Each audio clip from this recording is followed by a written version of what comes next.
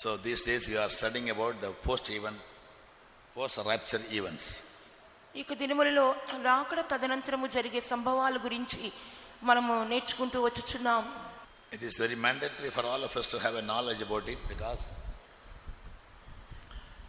it's very mandatory for all of us to have a knowledge about it, దీని గురించి మనకు ఒక అవగాహన కలగటం అత్యవసరమై ఉన్నది.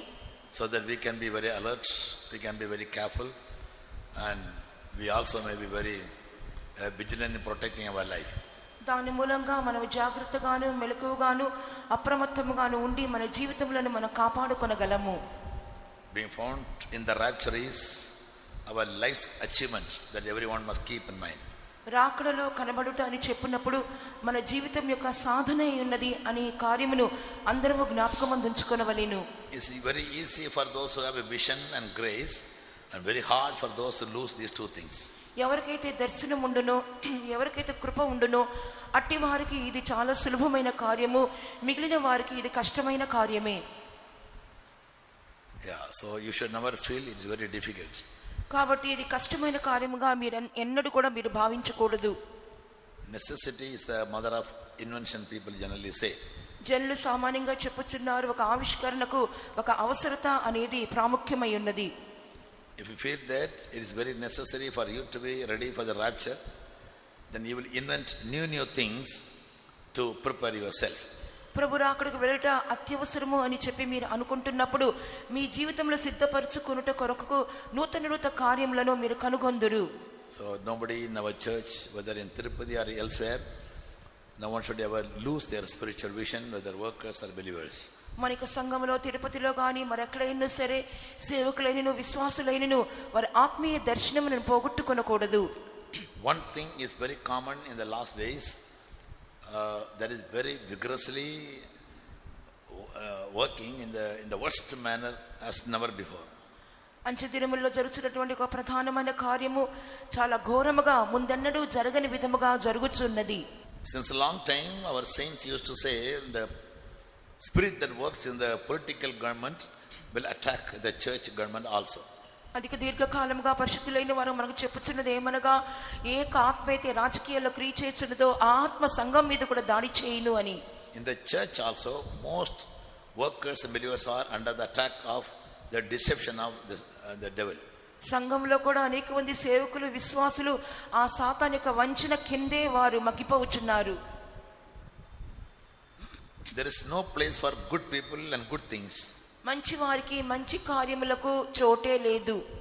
Yeah, evil and wicked people, they rise up. కీడైన వారు దుష్టులైన వారే లేచుచున్నారు. That was the problem of Habakkuk. హబక్కూకు యొక్క సమస్య అదే అయి ఉన్నది. Wicked people were ruling the righteous people. దుష్టులైన వారు నీతిమంతుల మీద అధికారం చేయుచున్నారు. And with a great burden he cried to God, Lord, what is this? అధికమైన భారముతో హబక్కూకు ఈ రీతిగా ప్రార్థించుచూ ఉన్నాడు.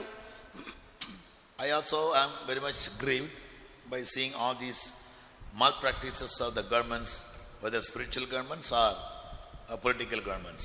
నేను కూడా ఈ కార్యములన్నీ చూసి చాలా భారం వహించున్నా, చాలా భారముతో ఉన్నాను.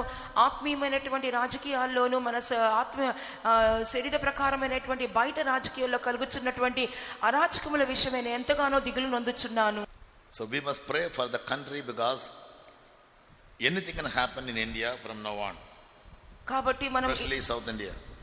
ఏ సమయమందైనా భారతదేశంలో, మరి ముఖ్యంగా దక్షిణ భారతదేశంలో ఏ సమయమందైనా ఏదైనా జరగవచ్చును. కాబట్టి మనము దేశం కొరకు ప్రార్థించబద్ధులమై ఉన్నాము. Bible is a historical book, Bible గ్రంథం ఒక చరిత్రాత్మకమైన పుస్తకము and also a prophetical book. మరియు ప్రవచనాత్మకమైన పుస్తకము కూడా. All the prophecies made in Bible are being fulfilled in the present historical events. బైబిల్లోని ప్రవచనములన్నీ కూడా ప్రస్తుతము జరుగుతున్న చరిత్రాత్మక సంభవములో అన్నీ నెరవేర్చబడుచున్నవి. It will affect everybody's life. ప్రతి ఒక్కరి జీవితం మీద కూడా ప్రభావమును చూపించును. So pray for the governments. If they won't be changing, at least we can escape. మనం ప్రభుత్వముల కొరకు మనం ప్రార్థన చేద్దాము, అవి మారకుండా ఉండకపోవచ్చును, కానీ మనమైతే తప్పించుకొనవలెను. So these days we are studying from the book of Revelation about the post-rapture events, or God's judgment to be meted out on the earth for 7 long years. ఈ దినములలో మనం ఏం నేర్చుకొనుచున్నామనగా ప్రభు యొక్క రాకడకు తదనంతరము ఏ కార్యములు జరిపించబడబోతున్నవి, భూమి మీదకి ఎటువంటి న్యాయ తీర్పులు జరగబోతున్నవి, 7 సంవత్సరాల శ్రమల కాలంలో ఎటువంటి యొక్క న్యాయ తీర్పులు భూమి మీదకి రానయ్యున్నవి అనే కార్యముల గురించి మనం తెలుసుకుంటూ వచ్చుచున్నాము. If Christ comes today, from tomorrow the 7 days tribulation time will start. ఈ రోజే క్రీస్తు వచ్చినట్లయితే రేపటి నుండి 7 సంవత్సరాల శ్రమల కాలం ప్రారంభించబడును. A one world ruler will come. ఒకే ప్రపంచ నాయకుడు వచ్చును. God reserves judgment. దేవుడు న్యాయ తీర్పును భద్రము చేయుచున్నారు. In some people's life the judgment will come beforehand, but in many cases God will reserve the judgment for a future date. కొందరి జీవితంలో చూసినప్పుడు న్యాయ తీర్పు వారికి ముందుగానే జరిగిపోవును. అయితే మరికొందరి జీవితంలో ఆ న్యాయ తీర్పు అనేది ఆలస్యము చేయబడుచున్నది, అనగా భద్రము చేయబడుచున్నది. Sometimes I used to think, when all these wicked things are being done, unrighteous things are being done, both in the word and the church, why is our God keeping very silent? నేను ఎప్పుడు తలంచుకుంటూ ఉంటున్నాను, ఇటువంటి అవినీతికరమైన కార్యములు సంఘంలోనూ బయట ప్రపంచంలో జరుగుతున్నప్పుడు దేవుడు ఎందుకు మౌనముగా ఉంటున్నారని చెప్పి తలస్తూ ఉంటాను. God has a principle. దేవునికి ఒక నియమం అని కలదు. Whether sin or holiness, it needs to be made perfect for a reward or for punishment. అటు పాపమైనా సరే, ఇటు పరిశుద్ధత అయినా సరే, ప్రతిదీ కూడా శిక్ష నిమిత్తము అది పరిపూర్ణము చేయబడవలెను. So God allows the wicked people to be made perfect in all their wickedness. అందువల్లనే దుష్టమైనటువంటి మనుషులు తమ దుష్ట క్రియలలో పరిపూర్ణ మగుటకు దేవుడు వేచియుందురు. By the way, God also is expecting the church to attain holiness, which is the highest standard of our life. అదే సమయంలో దేవుడు సంఘము కూడా పరిశుద్ధత అనే ఉన్నతమైన స్థాయిలోకి చేరవల్లని చెప్పి కూడా దేవుడు ఎదురు చూచుచున్నారు.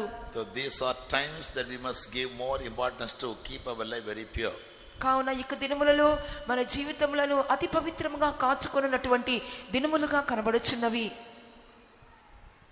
And we must get a spiritual vision from God directly to build up our lives. మన జీవితములను కట్టి లేపుకొను నిమిత్తము నేరుగా దేవుని యొద్ద నుండి ఒక ఆత్మీయమైన దర్శనమును పొందుకొనుచున్న వారముగా కనబడవలెను. So the judgments of God will be sent to the world in 3 ways.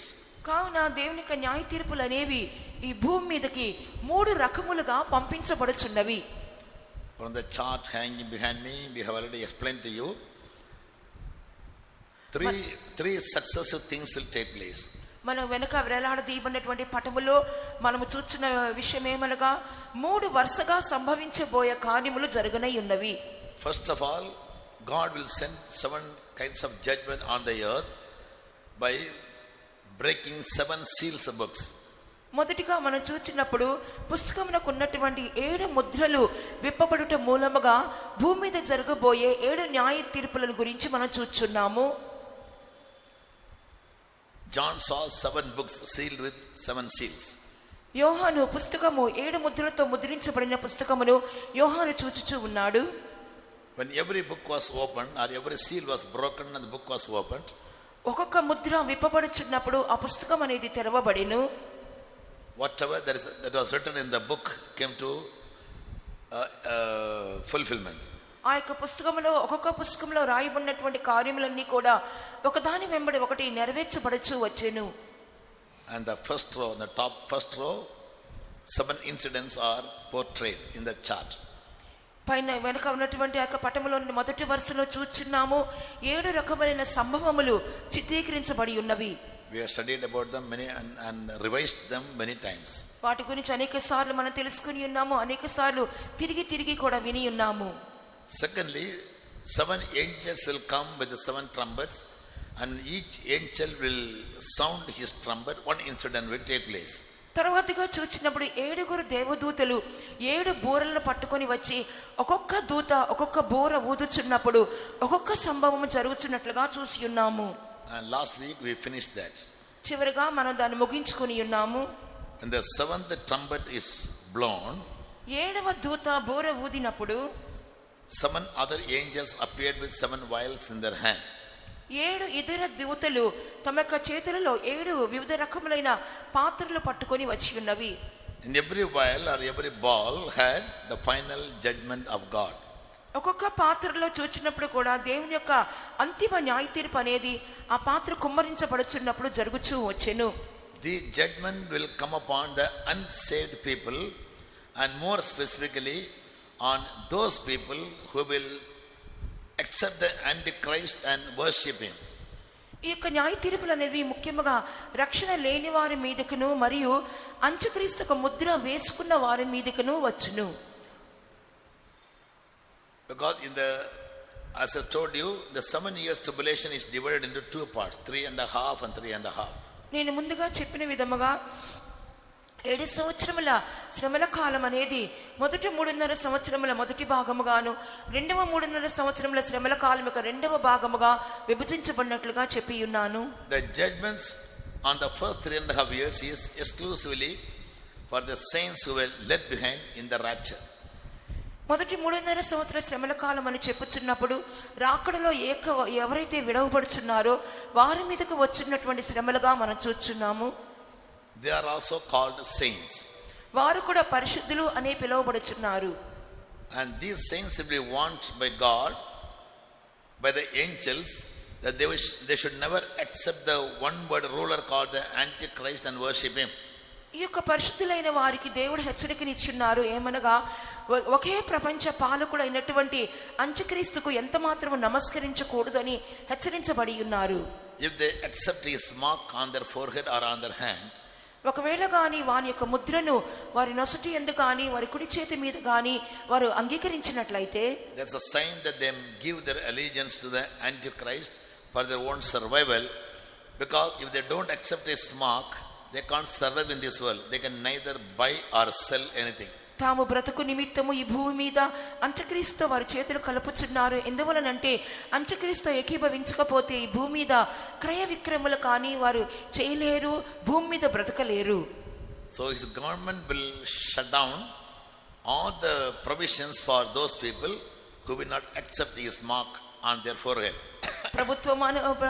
ప్రభుత్వము వారు అంత్యక్రీస్తుకు ముద్ర ఎవరైతే వేసుకునలేదో వారందరికీ రావాల్సినటువంటి సౌకర్య సదుపాయాలన్నిటినీ కూడా వారు మూసివేయుదురు.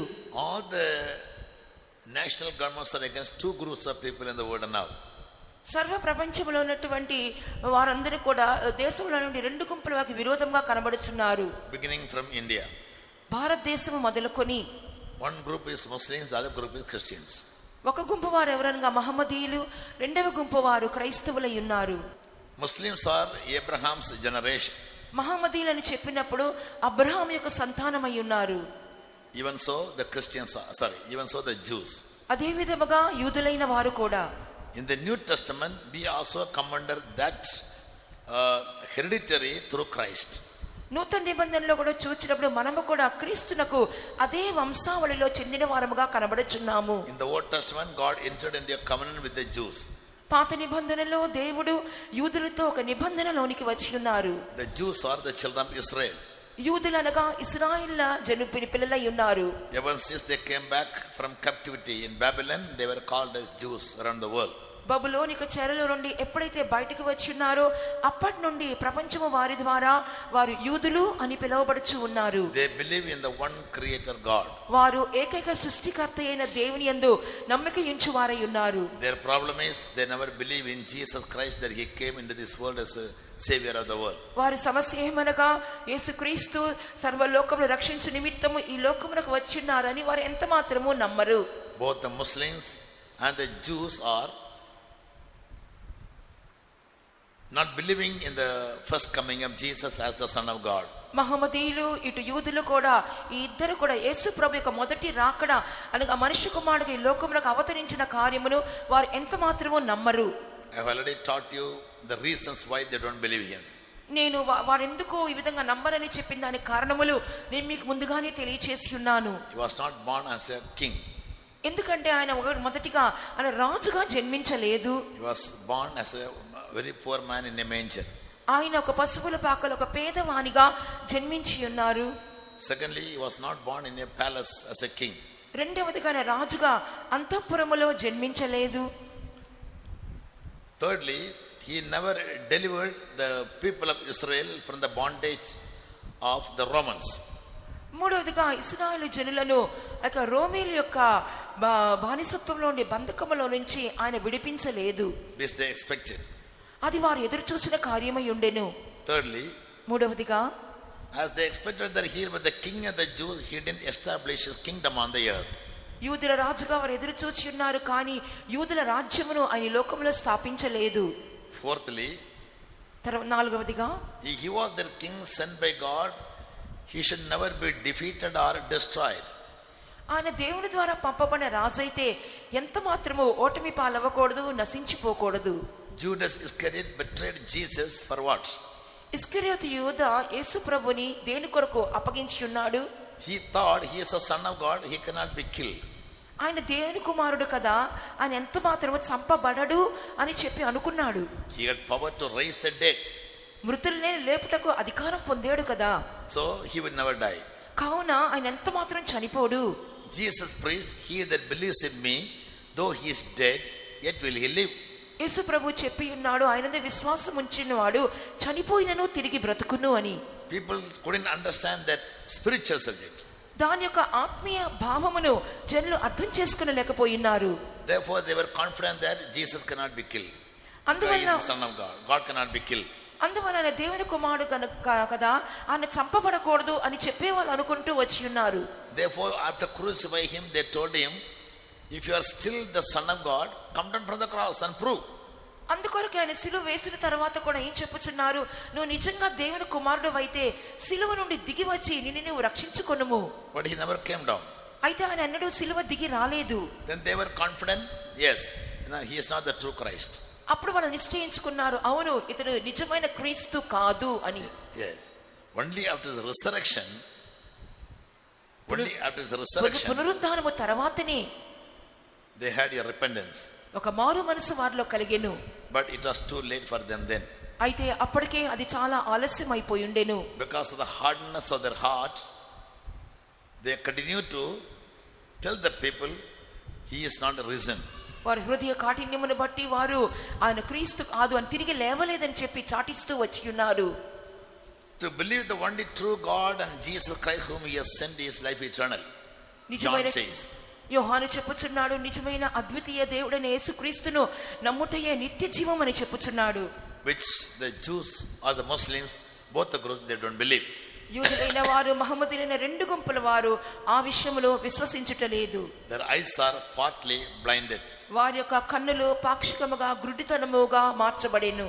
Partly blinded means they believe that he was a prophet but not the son of God. పాక్షికముగా గుడ్డితనం అని చెప్పినప్పుడు యేసు ప్రభువుని ప్రవక్తగా నమ్ముచున్నారు, కానీ దేవునిగా నమ్ముటలేదు. He did the ministry only as a prophet but not as a son of God. ఒక ప్రవక్తగా సేవ చేసాడే కానీ దేవుని కుమారునిగా సేవ చేయలేదు అని చెప్పి అనుకొనుచున్నారు. That is called part knowledge. అదే పాక్షికపు తెలివై ఉన్నది. But God has his own plans. అయితే దేవునికి తన సొంత సంకల్పములు కలవు. Many times the Jews and the Muslims were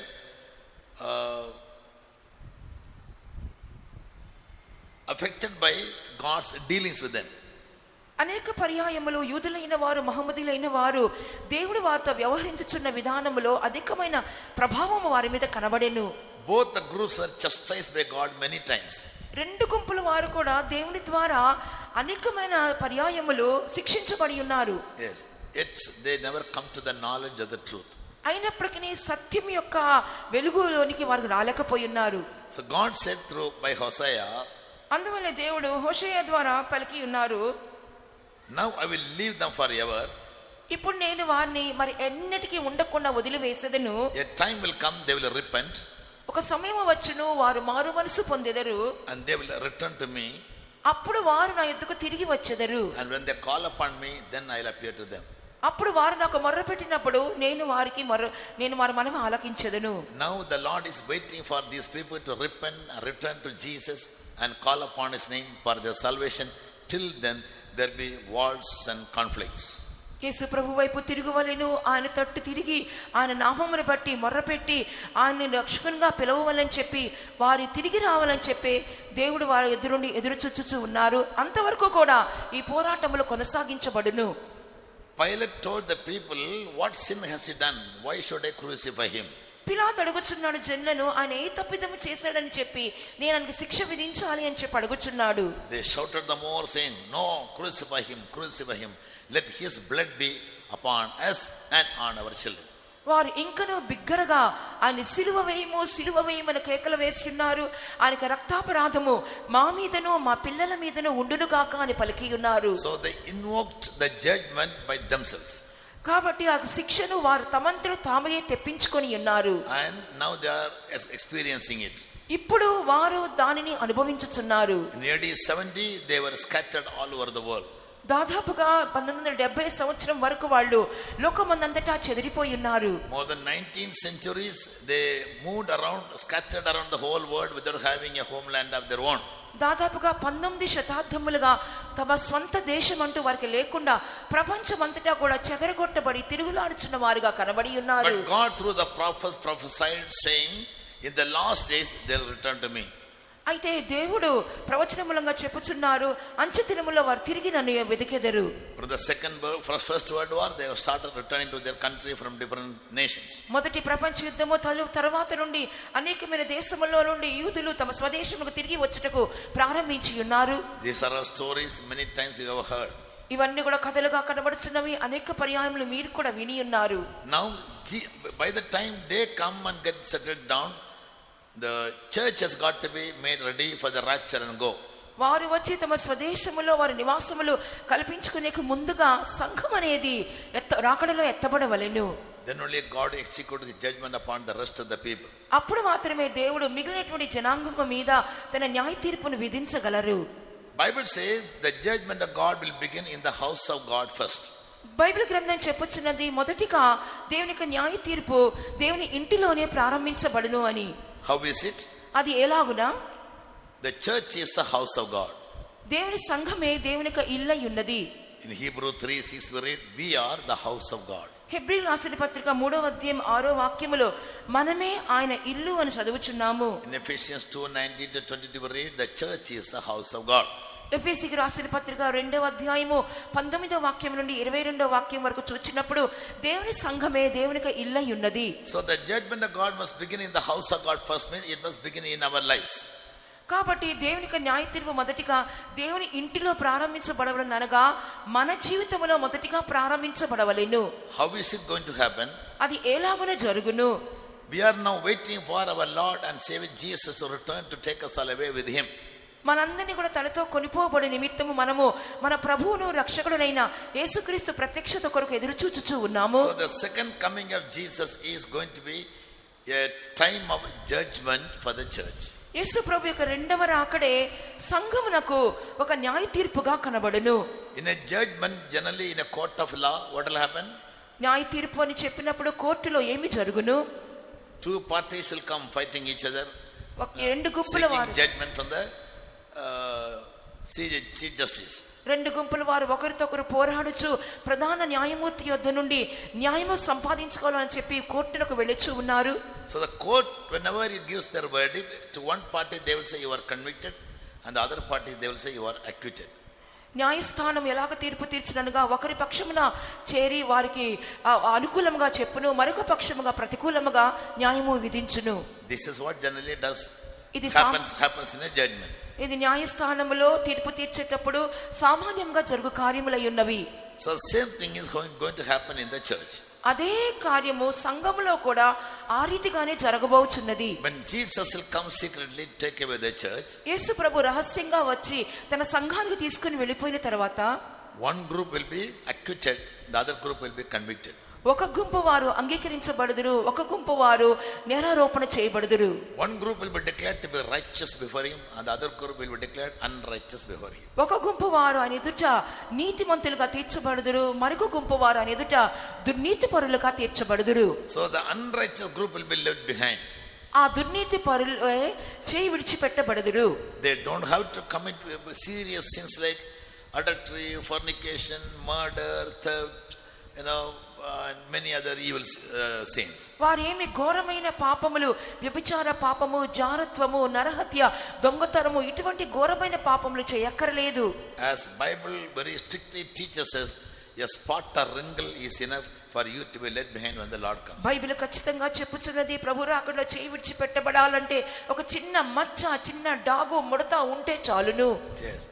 Those who go to the hell, నరకమునకు వెళ్ళుచున్న వారు, the list is given in Revelation 21:8. వారి యొక్క పట్టిక ప్రకటన గ్రంథము 21వ అధ్యాయము 8వ వాక్యములో చెప్పబడి ఉన్నది. There we read about adulterers and fornicators, murderers going to hell. అక్కడ మనం చదువుచున్నాము, వ్యభిచారులు, మాంత్రికులు, వీళ్ళందరూ కూడా విగ్రహారాధకులు నరకములోకి పాలు పొందుచున్నట్లుగా చదువుచున్నాము. These sins are generally done by wicked people who are unsaved. ఇటువంటి పాపములు రక్షణ లేనటువంటి లోకంలో కనబడుతున్న దుష్టుల ద్వారా చేయబడే పాపములై ఉన్నవి. Along with them, some more people are also going. వారితో పాటు మరికొందరు కూడా నరకానికి వెళ్ళుచున్నారు. The fearful, the unbelieving, and all liars also go to hell. పిరికి వారును, అవిశ్వాసులను, అబద్ధికులందరూ కూడా నరకమునకు వెళ్ళబోచున్నారు. Who are the fearful, unbelieving people? పిరికి వారు, అవిశ్వాసులు అనగా ఎవరై ఉన్నారు? They are from the church. వారు సంఘంలో ఉన్నటువంటి వారై ఉన్నారు. And the liars, అబద్ధికులు, they are those who don't believe the truth. వారు కూడా సత్యమును నమ్మని వారై ఉన్నారు. These people also will go to hell along with the murderers and adulterers. వీరు కూడా నరహత్య చేయవారితో పాటు, వ్యభిచారులతో పాటు నరకమునకు వారు కూడా వెళ్ళిపోబోచున్నారు. So in the church, as far the church is concerned, సంఘములో ఉన్నటువంటి కార్యములు సంబంధించినంత వరకు your unbelief is enough for you to go to hell. నువ్వు నరకానికి వెళ్ళటానికి నీలో ఉన్న అవిశ్వాసమే చాలు. If you don't believe the truth, that is enough for you to go to hell. సత్యమును విశ్వసించకపోతే అదే చాలు నిన్ను నరకానికి తీసుకుని వెళ్ళిపోవును. There are many truths which are called as doctrines revealed to us. అనేకమైన సత్యములు కనబడుచున్నవి, అవన్నీ కూడా మనకు బయలుపరచబడిన ఉపదేశములై ఉన్నవి. But many doctrines we don't believe and practice. అయితే అనేకమైన ఉపదేశములను మనం విశ్వసించటలేదు, అభ్యసించటలేదు. We come to church, సంఘానికి వస్తున్నాము నిజమే, we keep fellowship, సహవాసం పెట్టుకున్నాము నిజమే, but we won't practice all the truths that are revealed to us. అయితే మనకు బయలుపరచబడిన సత్యములన్నీ కూడా అభ్యాసం మనం చేయటం లేదు. For example, ఉదాహరణగా, yield every member of your body as instrument of righteousness to achieve holiness. మీ శరీరం యొక్క ప్రతి అవయమును కూడా పరిశుద్ధత కలుగుటకై నీతి సాధనములుగా అప్పగించుకొనుడని వాక్యం ఉన్నది. We don't do. అయితే అది మనం చెయ్యము. Watch and pray that you may not enter into temptation. We pray for our necessary things, but not for our salvation. శోధనలోకి ప్రవేశించకుండానట్లుగా మెలకువకుండి ప్రార్థించమని చెప్పబడి ఉన్నది. మనం మన అవసరాల కొరకు ప్రార్థించుచున్నాము, కానీ మన రక్షణ నిమిత్తం మనం ప్రార్థించుట లేదు. Bible says, love God with all your heart, all your soul, all your might and all your spirit. Bible గ్రంథము చెప్పుచున్నది, నీ దేవుడైన ప్రభువును నీ పూర్ణ హృదయముతోను, పూర్ణాత్మతోను, పూర్ణ మనసుతోను, పూర్ణ వివేకముతోను ప్రేమించవలని చెప్పుచున్నది. But we love God only when we are in need of His help.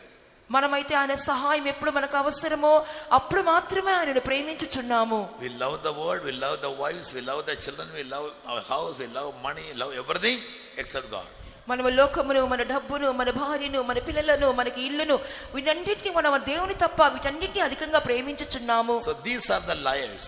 వీళ్ళే అబద్ధికులై ఉన్నారు. Yes. In John very clearly says, యోహాను ప్రతి విశదముగా చెప్పుచున్నాడు, if anyone says I love God and hate his brother, నేను దేవుని ప్రేమించుచున్నానని చెప్పి Read the verse. తన యొక్క సహోదరుని ద్వేషించువాడు, if anyone says that he loves God and hates his own brother, మొదటి యోహాను పత్రిక 4వ అధ్యాయం 20వ వాక్యము, he is a అతడు అబద్ధికుడగును. మొదటి యోహాను 4:19-20. ఎవడైనను నేను దేవుణ్ణి ప్రేమించుచున్నానని చెప్పి తన సహోదరుని ద్వేషించిన యెడల అతడు అబద్ధికుడగును. he is a liar. అతడు అబద్ధికుడగును. All liars will go to hell. అబద్ధికులందరూ కూడా నరకములకు వెళ్ళిపోదురు. Who are these liars? ఈ అబద్ధికులు ఎవరు Tell me. చెప్పండి. Those who don't love their brothers. తమ సహోదరుని ప్రేమించని వారే అబద్ధికులు. Yeah. But they say they love God. అయితే మేము దేవుని ప్రేమిస్తున్నామని చెప్పుచూ ఉంటారు. Almost all the saints will come under this caption. నేను అనుకొచ్చిన పరిశుద్ధులందరూ కూడా ఈ యొక్క బిరుదు కిందే వస్తారని చెప్పి అనుకుంటున్నాను. Big people the more. పెద్దవారు అధికముగా. Big people the more. Joy and Susan may be the top list in that. ఆ యొక్క పట్టికలో ప్రధానముగా జాయ్ పాస్టర్ సూజన్ సిస్టర్ మొదటిగా ఉంటారని చెప్పి అనుకుంటున్నాను. We say that we love God. మేము దేవుని ప్రేమిస్తున్నామని చెప్పి అని చెప్పుకుంటున్నారు. We praise Him. మేము దేవుని స్తోత్రం We చేయించున్నాం. do this and that. We do the ministry. Everything is good. But she will never love the sister who is with her. I will never love the mother who is with me. అది ఇది పనులు చేయించున్నాము, సేవ చేయించున్నామని చెప్పి చెప్పుకుంటారు కానీ తనతో కూడా నుండి సహోదరిని ఆమె ప్రేమించటలేదు, నాతో కూడా నా మదర్ని నేను ప్రేమించటలేదు. Yes. So when we come for prayer, we always jump with the Spirit. అయితే ప్రార్థనకు వచ్చినప్పుడు బాగా ఆత్మతో నింపబడి ఎగురుచున్నాము. నిజమే. How? ఎలాగునా? Jesus, Holy God, power of God, Holy Spirit, come down. యేసయ్యా యేసయ్యా పరిశుద్ధమైన దేవా, Fill our hearts with the love. పరిశుద్ధాత్మ దేవా, నా హృదయాన్ని నింపుము, నాకు జీవితమును నింపుమని ప్రార్థిస్తున్నాము. This is biblical language called hypocrisy. ఇదే బైబిల్ భాషలో చెప్పాలంటే వేషధారణ అయి ఉన్నది. Hypocrisy means showing something which is not in reality. వేషధారణ అని చెప్పుచున్నప్పుడు వాస్తవము కాని దాన్ని వాస్తవముగా చూపించుకొనుట. Now strictly based on this truth, most people go to hell. ఈ యొక్క సత్యమును ఆధారము చేసుకొని అధిక శాతము జనులు నరకమునకై వెళ్ళుదురు. I always speak about negative things, therefore people call me a controversial. నేను ఎల్లప్పుడూ కూడా ప్రతికూలమైన కార్యములే మాట్లాడతాను కాబట్టి ప్రతికూలమైన పాస్టర్ గానే నన్ను పిలుస్తూ ఉంటారు అందరూ. Many pastors speak affirmative things, they are called great saints. అనేక మంది పాస్టర్లు సానుకూలమైన కార్యములే బోధిస్తారు కాబట్టి వారు మహాపరిశుద్ధులుగా పిలువబడుచున్నారు. So who is the best pastor in TPM? కాబట్టి టీపీలో ఉన్నటువంటి బెస్ట్ పాస్టర్ ఎవరు? Tell me. చెప్పండి. If you say that you love God, if you hate your brother, you are a liar, and 21:8 says you will go to hell. దేవుని ప్రేమిస్తున్నామని చెప్పుకుంటూ సహోదరుని ద్వేషించినట్లయితే అబద్ధికులగును. ప్రకటన 21:8 ప్రకారంగా వారు నరకానికి వెళ్ళిపోదురు. Now touching your conscience, tell me how many of you will go when Jesus comes? I will close my eyes, okay? ఇప్పుడు నేను కళ్ళు మూసుకుంటాను. మీ మనస్సాక్షి ప్రకారంగా మీరు చెప్పండి, యేసయ్య వస్తే మీలో ఎంతమంది ఎత్తబడగలుగుతారని. You also close your eyes. We are closed our. You tell me. You put up your hands. మేము మా కళ్ళు మూసుకొని ఉన్నాము, మీరు చేతులు పైకెత్తండి. Because we are an apostolic fellowship. Because we have the doctrine of Zion and Jerusalem. Because Jesus loved us. Because we took baptism. We are always filling in the Spirit and prophesying in the church. We will go. Tell me. అపోస్తలుల ఉపదేశంలో నిలిచున్నాం, ఐక్యతలో ఉండి ఉన్నాం, బాప్తిసం తీసుకున్నాం, పరిశుద్ధాత్మ పొందుకొని ప్రవచించి ఉన్నాము. తప్పకుండా యేసయ్య వస్తే మేము ఎత్తబడతాము అని చెప్పి ఎంతమంది చెప్పగలుగుతున్నారు? We are Sunday school teachers. Sunday school టీచర్లు మేము. I am the center pastor here, and there are 2 mothers here. నేను ఇక్కడ centre pastor, 2 మదర్లు నాకున్నారు. And 1 pastor also there. ఒక పాస్టర్ గారు కూడా ఉన్నారు. Tell me, who will go when Jesus comes? చెప్పండి, యేసయ్య వచ్చినప్పుడు ఎవరు ఎత్తబడగలరు? Nobody look to this side, the negative side. ఎవ్వరు కూడా ఈ విధంగా ప్రతికూలమైన వైపు నిలబడరు. I always give warning in my messages. People may not like. People don't like bitter gourd and chilies. నా యొక్క ప్రసంగము ఈ విధంగా ఘాటుగానే ఉండును. ఎలాగన కాకరకాయ మిరపకాయ కనబడునో ఆ విధంగానే నేను ఖచ్చితంగా మాట్లాడుదును. They always love sugar and honey. ఎప్పుడు కూడా మీరు పంచదారను తేనెనే మీరు ఇష్టపడుతూ ఉంటారు. Not knowing it will spoil their health. Not knowing it will spoil their health. ఈ కార్యములను తెలియకుండా మీ మనసును పాడు చేసుకుంటున్నారు. Am I right? Yes. So don't be deceived is my point. From there only I started saying all these things. అందువలన నేను ఎందుకు చెప్తున్నానంటే మీరు వీటన్నిటి బట్టి మోసగించబడకూడదు. So the coming of the Lord is going to be a judgment for the house of God. కావున దేవుని యొక్క రాకడ అనేది దేవుని ఇంటి మీదకి వచ్చే న్యాయ తీర్పుగా ఉండును. One great big group of people will be left behind and handful of people go. ఒక గొప్ప జన సమూహమే చేవిడ్చి పెట్టబడును. వేళ్ల మీద లెక్క పెట్టే కొందరు మాత్రమే ఎత్తబడతారు. The knowledge of doctrine alone will not take us to heaven. ఉపదేశం యొక్క అవగాహన మాత్రమే మిమ్మల్ని పరలోకానికి తీసుకుని వెళ్ళదు. But to go to heaven we need the knowledge of the scripture. We must know the way. పరలోకానికి వెళ్ళాలంటే లేఖనములకు పరిజ్ఞానము కావలెను, మార్గము కూడా మనకు తెలియవలెను. Yes. So always be warned rather than be encouraged. అందువల్ల ఎల్లప్పుడూ కూడా ప్రోత్సాహపడుట కంటే అధికముగా హెచ్చరించబడువారిగా ఉండండి. When God made the first man, he gave him 7 blessings. దేవుడు మొదటి వ్యక్తిని సృష్టించినప్పుడు 7 ఆశీర్వాదములను ఇచ్చి ఉన్నారు. He gave him dominion, he gave him eternal life. ఏలుబడిని నిత్య జీవాన్ని ఇచ్చి ఉన్నారు. Yes. And he filled with his glory. మహిమతో నింపి ఉన్నారు. He made him in his own image and likeness. తన సొంత స్వరూపములో పోలిక చొప్పున సృష్టించి ఉన్నారు. And he made all types of fruit yielding trees in the garden of Eden. ఏదైనా తోటలో ప్రతి విధమైనటువంటి ఫలములనిచ్చు వృక్షములను కలుగచేసి ఉన్నారు. The tree of life, జీవ వృక్షమును, the tree of the knowledge of good and evil, మంచి చెడ్డల తెలివినిచ్చు వృక్షమును, everything he made for him. మరియు ఈ హవ్వను కూడా కలుగచేసి ఉన్నారు. And God said it's very good, not good, it is very good. అది చాలా మంచిదిగా దేవుడు చూచెను అని చదువుచున్నాము. 5 days he created many things. 5 రోజులు చాలా కార్యాలు సృష్టించారు. He only said it is, అది ఏమని చెప్పారు? it is good. అది మంచిదిగా చూచే When దేవుడు he made the man, ఎప్పుడైతే మనుషులు సృష్టించి ఉన్నారో he said it is very good. చాలా మంచిదిగా ఆయన చూచెను. But one warning God gave him. అయితే ఒక్క హెచ్చరిక దేవుడు ఇచ్చి ఉన్నారు. Don't eat the fruit of the tree of the knowledge of the good and evil. మంచి చెడుల తెలివినిచ్చు వృక్ష ఫలమును భుజించవద్దు అని చెప్పి ఉన్నారు. He was careless about that one commandment. ఆ ఒక్క ఆజ్ఞ విషయమై నిర్లక్ష్యం చూపించి ఉన్నాడు. Because of the one man's sin, even today sin is working in the world. ఆ ఒక్క మనుషుని యొక్క పాప మూలముగా నేటికిని పాపం అనేది లోకములో ఏలుబడి చేయుచున్నది. Cause is disobedience. కారణం ఏంటి? అవిధేయతయే. In one just single law. ఒక్క ఆజ్ఞ విషయంలో అవిధేయత. Effect is the whole world has become sinners. దానికి ప్రభావం ఏంటంటే సర్వ లోకము మీదకి పాపము సంప్రాప్తమాయెను. Therefore, in my life, I always try to speak and warn the people more than blessing them. అందువల్ల నా జీవితంలో ఎల్లప్పుడూ అధికంగా నేను ఆశీర్వాదాలకు బదులుగా హెచ్చరికల్నే ఇచ్చుచూ ఉంటాను. Yes, warnings must always be given more important than blessings. హెచ్చరికలకే అధిక ప్రాధాన్యత ఇవ్వవలని కానీ ఆశీర్వాదంలో కాదు ప్రాధాన్యతనిచ్చేది. Whatever we do outwardly are all only dramas. Show. బాహ్యంగా మనం చేసిన కార్యములన్నీ కూడా ఏదో బాహటంగా చూపించుకొనుట కొరకు నాటకములలాగా కనబడుచున్నది. It is the quality that matters, not the quantity that matters. మనకున్నటువంటి అధికమైనటువంటి కార్యము కాదు కానీ నాణ్యత ముఖ్యమై ఉన్నది. We have lot of quantities, we have lot of spiritual activities. అధికమైనటువంటి ఆత్మీయమైనటువంటి క్రియలు కార్యక్రమాలు కార్యములు మనకున్నవి. Hardly anyone lives a life with good quality. అయితే నిజమైన నాణ్యత గల జీవితము చేసేవారు అరుదుగానే ఉన్నారు.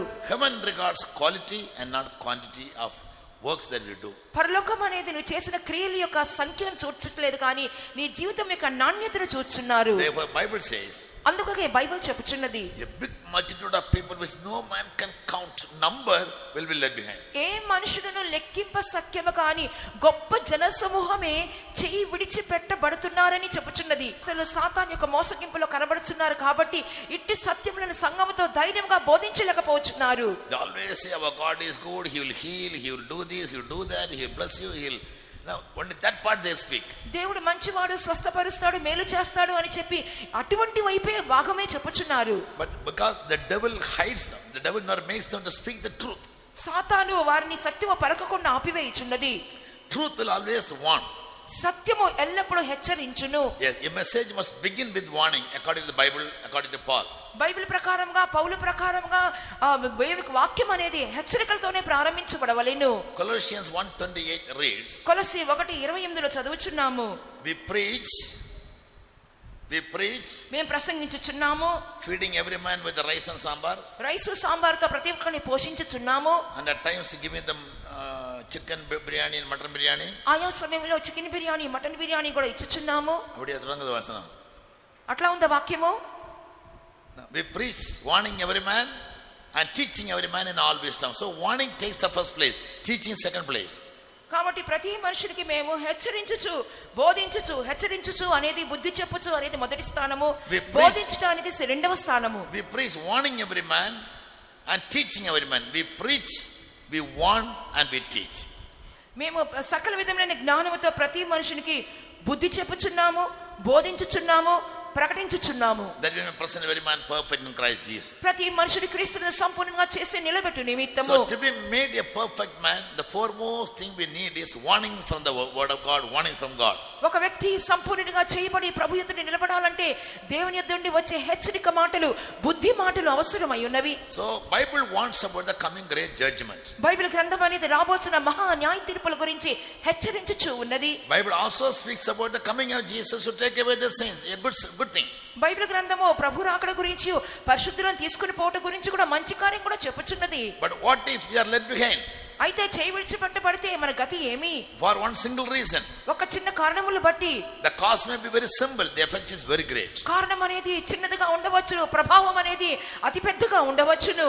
Cause and effect is one of the universal law in the world. కారణము కారణము, దాని ఫలితము, దాని పరిణామము అనేది విశ్వవ్యాప్తంగా ఉండే సత్యమని జనులు But చెప్పుచున్నారు. we don't apply our minds to all the deeper things. మనము లోతైన సత్యములకు మన మనసులో నిలుపువారమై ఉండవలేను. Therefore God says, my people are destroyed due to lack of knowledge. అందువల్లనే జ్ఞానము లేక నా జనులు నశించుచున్నారని వాక్యము చెప్పుచున్నది. About any truth, if you don't have the right knowledge, you are destroying your own self. Not God is destroying you, you are destroying your own self. ఏ సత్యము గురించిన సరైన తెలివి అవగాహన నీకు లేకపోతే నిన్ను నీవే నశింప చేసుకొనిచున్నావు. దేవుడు కాదు నశింప చేసేది. The devil has blinded the eyes of our understanding that we may not apply our knowledge to all these deeper truths.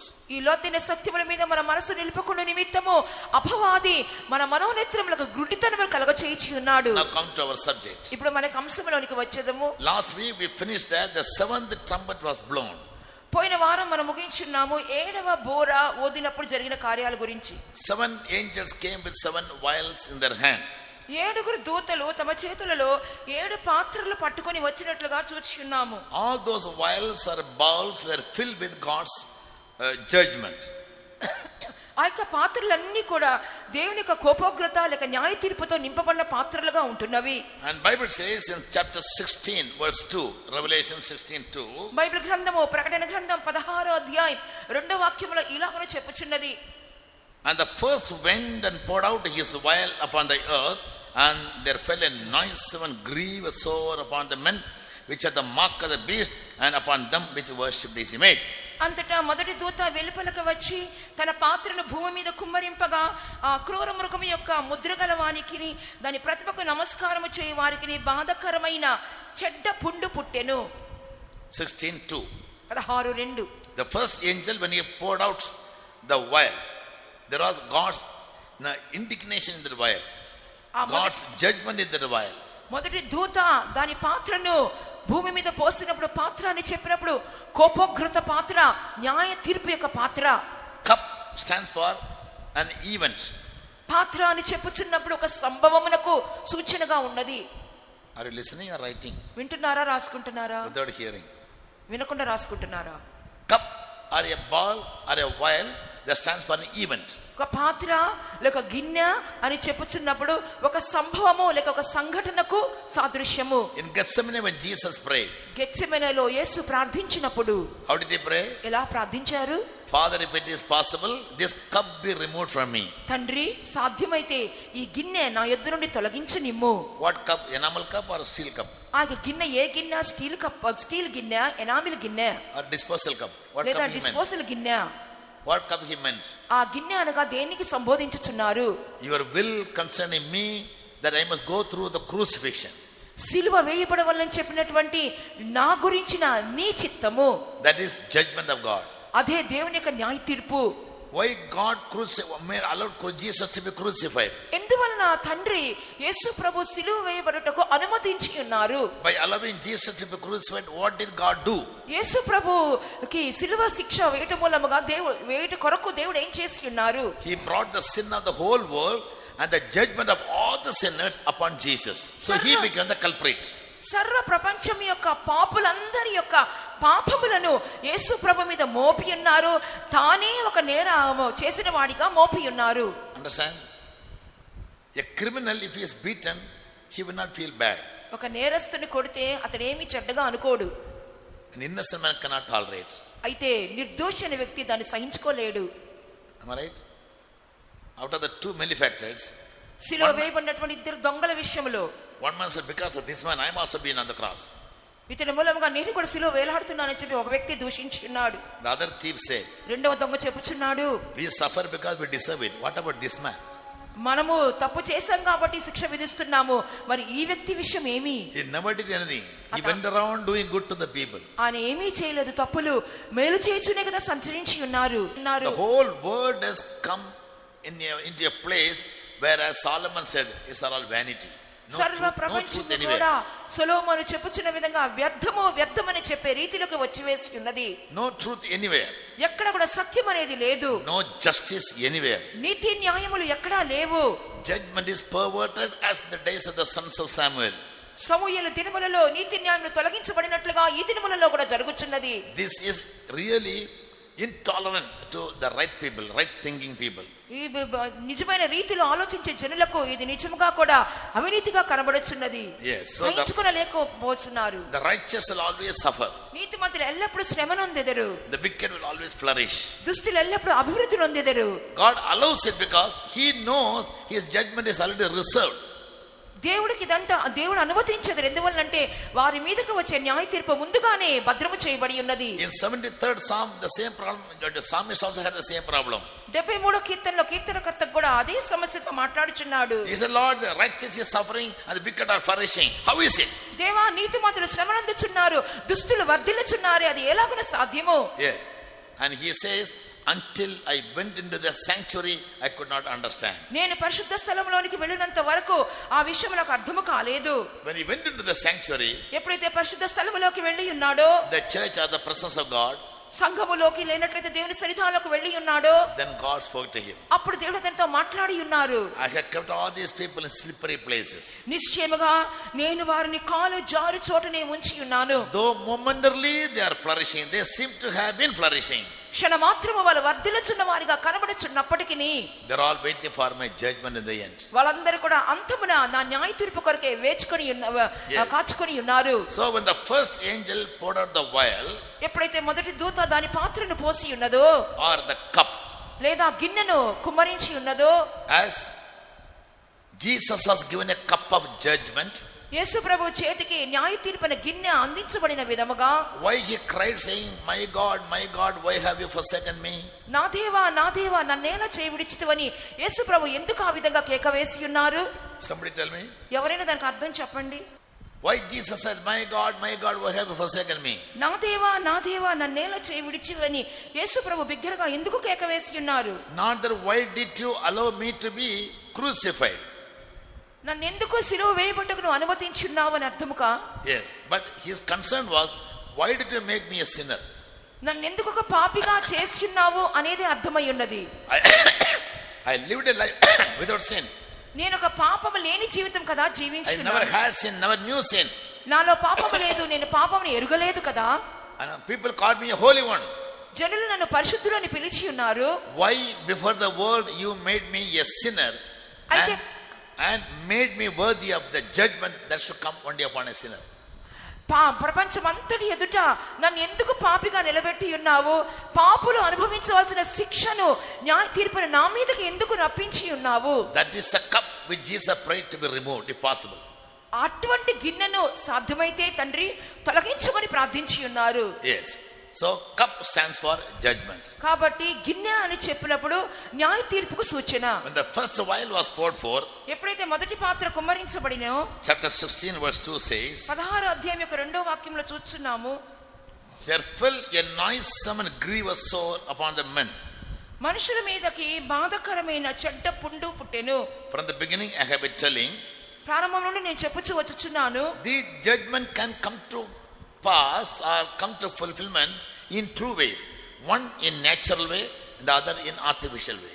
ఇక న్యాయ తీర్పులు ఎలాగ జరుగుచున్నవనగా రెండు రీతుల్లో జరుగుచున్నది. ఒకటి ప్రకృతి పరంగా, రెండవది కృత్రిమ పరముగా. Yes. So what is the natural way? ప్రకృతి పరంగా వచ్చే న్యాయ తీర్పు ఎలాగునా? Naturally also people can suffer grievous sores in their body. ప్రకృతి పరంగా కూడా మనుషులకు చెడ్డ పుండ్లు, కురుపులు రావచ్చును. And Bible says this will happen not to everybody but only to those people who receive the mark of the Antichrist and worship him.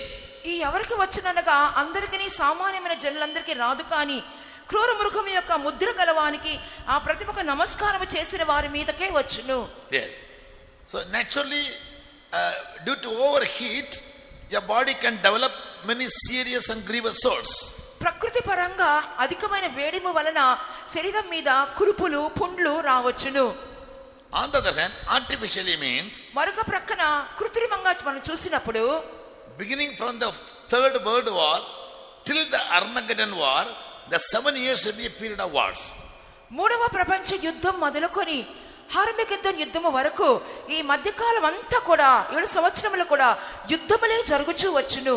First world war lasted for how many years? మొదటి ప్రపంచ యుద్ధం ఎన్ని సంవత్సరముల వరకు జరిగెను? It started in 1914 ended in 1918. So 7 years. 1914న మొదలు పెట్టబడింది, 1918లో ముగించబడి ఉన్నది. How many years? ఎన్ని సంవత్సరాలు? 4 years. 4 సంవత్సరములు. Second World War, how many years has lasted? రెండవ ప్రపంచ యుద్ధము ఎన్ని సంవత్సరములు జరిగేను? Second World War for 6 years. రెండవ ప్రపంచ యుద్ధము 6 సంవత్సరములు. 39 to 45.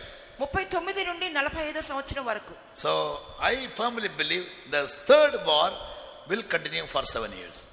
మూడవ ప్రపంచ యుద్ధము 7 సంవత్సరాలు కొనసాగించబడునని చెప్పి ఖచ్చితంగా నేను విశ్వసించుచున్నాను. It will keep continuing.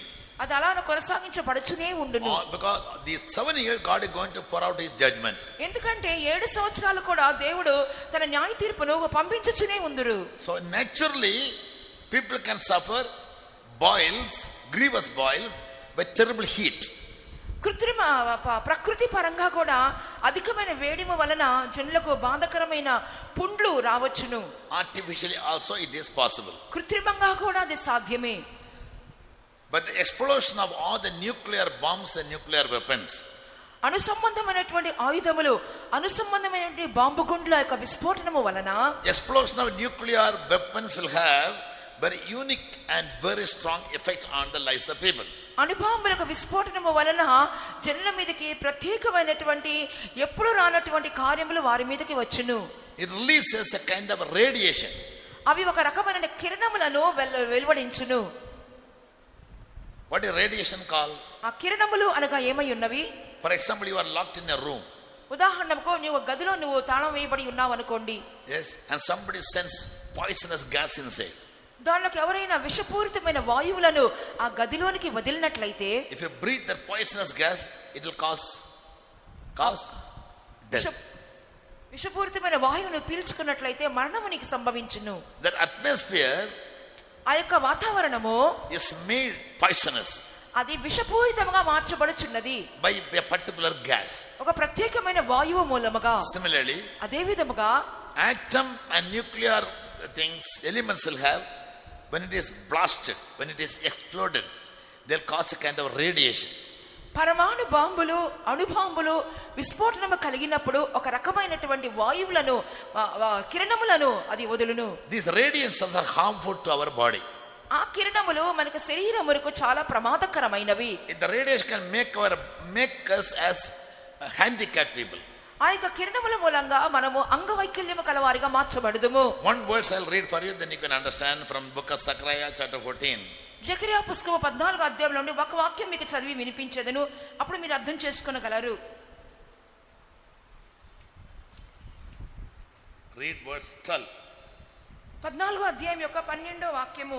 What can radiation does in the life of people? ఆ యొక్క అణు కిరణముల మూలముగా మనుషుల యొక్క శరీరము ఎలాగున బాధించబడునో రాయబడి ఉన్నది. Zechariah says, this shall be the plague wherewith the Lord will smite all the people that have fought against Jerusalem. మరియు యెహోవా తెగుళ్లు పుట్టించి యెరూషలేము మీద యుద్ధము చేసిన జనులందరినీ ఇలాగున మొత్తును. Their flesh shall consume away, వారి యొక్క దేహములు కుళ్ళిపోవును. while they stand upon their feet. వారు నిలిచి ఉన్న పాటుననే వారి దేహములు I కుళ్ళిపోవు. am standing upon my feet. వారి దేహంలో ఉన్న పాటునే కుళ్ళిపోవును. If radiation affects me, ఒకవేళ కానీ నన్ను ఆ యొక్క కిరణములు బాధించినట్లయితే, or the atomic or nuclear particles, అణుబాంబుల యొక్క పదార్థములు, పరమాణు బాంబుల యొక్క పదార్థములు, now when they are passing into body through the air and come to affect my body, గాలిలో ఎగురుచు ఒకవేళ నా శరీరం ఎద్దుకు వచ్చి నేను బాధించినట్లయితే, they can consume my flesh. అవి నా దేహములను ఆ రీతిగానే కుళ్ళిపోనట్లుగా చేయును. And they can consume my eyes. నా కళ్ళు కూడా కుళ్ళిపోనట్లుగా అవి చేయును. And their holes. ఆ కన్ను తొర్రలలో ఉండియే కుళ్ళిపోవును. And the tongue shall consume away in their mouth. వారి నాలుకలు కూడా నోళ్లలో ఉండియే కుళ్ళిపోవును. So nuclear and atomic radiation, కాబట్టి అణువుక బాంబుల కిరణములు, ఆ పరమాణు బాంబుల కిరణములు that can affect your body. It can consume your body. It can affect your tongue. It can affect your eyes. Affect every part of your body. అది మీ యొక్క దేహములను కానీ, కళ్ళను కానీ, నాలుకను మీద కానీ ప్రమాదకరమైన ప్రభావంను చూపించును. Yes, therefore they will cause terrible heat. అవి అధికమైన వేడిమిని ఉష్ణతను కలుగచేయును. The sun's rays burns your body. Am I right? సూర్య కిరణాలు మీ శరీరంను కాలిపో చేయుచున్నవి కదా. Sun's rays burn your body. సూర్య కిరణములు మీ శరీరమును కాలిపోనట్లుగా చేయుచున్నవి. But the Naga believers and workers when they come to Madras, Naga విశ్వాసులు గాని సేవకులు గాని మద్రాసుకు వచ్చినప్పుడు, in Shillong the temperature will never shoot up more than 22, maximum 22. Shillong లో అధిక శాతం చూసినట్లయితే 22 డిగ్రీల కంటే అధికముగా ఉష్ణోగ్రత ఉండదు. 4.5 years I was there. 4.5 సంవత్సరములు ఆ ప్రదేశంలో ఉండి ఉన్నాను. Yes. No, I had never seen the temperature shooting up more than 22. Even in summer. వేసవి కాలంలో కూడా 22 డిగ్రీల కంటే అధికముగా సూర్యరశ్మి ఉండనే ఉండదు. Today Tirupati temperature is 37. ఈ రోజు తిరుపతి యొక్క ఉష్ణోగ్రత 37 డిగ్రీలు. And the broadcast people say there's hottest day today. ఆ వార్తలు చెప్పేవాళ్ళు అంటున్నారు ఈ రోజే అధికమైన వేడిమి గల దినం అని చెప్పుచున్నారు. When I was at Delhi, the temperature shot up to 48 and 50. నేను ఢిల్లీలో ఉంటున్నప్పుడు 48-50 డిగ్రీల వరకు ఉష్ణోగ్రత వెళ్ళుచుండేది. When I was in Kuwait, నేను కువైట్ లో ఉంటున్నప్పుడు the temperature went up to 65 degrees Celsius. 65 డిగ్రీల వరకు కూడా ఉష్ణోగ్రత చూపిస్తూ ఉండేది. Yes. From morning 10 to evening 6, no human being can be seen walking anywhere in the country. ఉదయకాలం 10 గంటల మొదలుకొని సాయంత్రం 6 గంటల వరకు ఏ మానవ జీవి కూడా రోడ్ల మీద తిరగలేరు. Why? ఎందుకొరకు The sun is far away from the earth. సూర్యుడు అధికమైనటువంటి దూరంలోనే భూమి నుండి కనబడుచూ ఉన్నాడు. Yes, but the rays are so burning ఆ కిరణములే అంత కాలిపోతున్న కిరణములుగా ఉన్నట్లయితే that it burns the people. మనుషులను కాలిపోవునట్లుగా చేయుచున్నది. Yes. So even so, అలాగుననే the radiation of atom and the radiation of nuclear elements will affect human body very seriously. Anusha కిరణములు పరమాణు కిరణములు కూడా మనుషుని యొక్క దేహములను అతి ఘోరముగా వాటి మీద ప్రభావమును చూపించును. They will penetrate into the body of man. They will penetration means మనుషుని యొక్క శరీరములకు దూరిపోవును. Yeah, they will get into by force your body. బలవంతముగా మనుషుల యొక్క దేహములలోకి దూరిపోవును. And it cause serious injuries within and without. లోపలను బయటను అధికమైన ప్రమాదకరములైనటువంటి గాయములను ఏర్పరచును. And now also in the wars many people die because of radiation. ఇప్పుడు కూడా యుద్ధాల్లో చూస్తున్నప్పుడు అనేక మంది ఈ యొక్క రసాయన కిరణముల మూలముగా చనిపోవచ్చున్నారు. The first atomic bomb was exploded by the Americans in Japan. Even today those areas no crop is growing. మొదటి పరమాణు బాంబు అనేది అమెరికా వాళ్ళ మూలముగా జపాన్ మీద వేయబడి ఉన్నది. ఆ ప్రదేశంలో ఎప్పటికీ కూడా పంట వ్యవసాయము జరుగుటలేదు. Children born there, they all become handicapped. అక్కడ జన్మించినటువంటి శిశువులందరూ కూడా అంగవైకల్యము గలవారుగా జన్మిస్తున్నారు. It happened in 1945.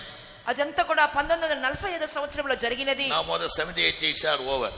దాదాపుగా 70 సంవత్సరములు గతించిపోయి ఉన్నవి. The effect of radiation is still affecting the people. అయితే ఆ కిరణముల యొక్క ప్రభావం ఇంకా కూడా పిల్లల మీద చూపించుచున్నది. But now the nuclear bombs made by many countries, they are 500 times more powerful than those atomic bombs. ఆ యొక్క పరమాణు బాంబుల కంటే ప్రస్తుతము దేశాలు తయారు చేస్తున్నటువంటి అణుబాంబులు అనేవి దాదాపు 500 రెట్లు వాటి కంటే అధిక శక్తి గలవై ఉంటున్నవి. So in those days the earth will appear as literally a hell. ఆ రోజుల్లో మనం చూసినప్పుడు భూమి అనేది అక్షరానుసారముగా ఒక నరకము వలె కనబడును. And those who worship the Antichrist, their body will be affected. అంత్యక్రీస్తు నమస్కరించే వారి యొక్క దేహములు బాధించబడును. Now also the Antichrist is at work.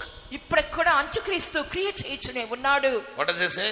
ఏమి చెప్పుచున్నారు? Worship me, I'll provide everything whatever you need. నాకు నమస్కరించండి, మీ కొరకు నేను అన్ని సదుపాయములు చేసేదను. Yes, if you don't worship me, I won't give you food and water. నన్ను నమస్కరించకపోతే మీకు నీళ్లు గాని ఆహారము గాని ఇవ్వను. Yes, you cannot buy or you cannot sell. క్రయ విక్రయములు మీరు చేయలేరు. For material needs, people forget God by living a faith life. Instead of living a faith life, they deny their faith, they fall away from faith and go to adopt shortcuts.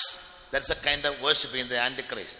వాళ్ళ యొక్క భౌతిక అవసరతల మూలముగా వాళ్ళు దేవుణ్ణి వాళ్ళు తిరస్కరించుదురు. వారు వద్దని చెప్పి అంత్యక్రీస్తును నమస్కరించు వారిగా మారిపోవుదురు.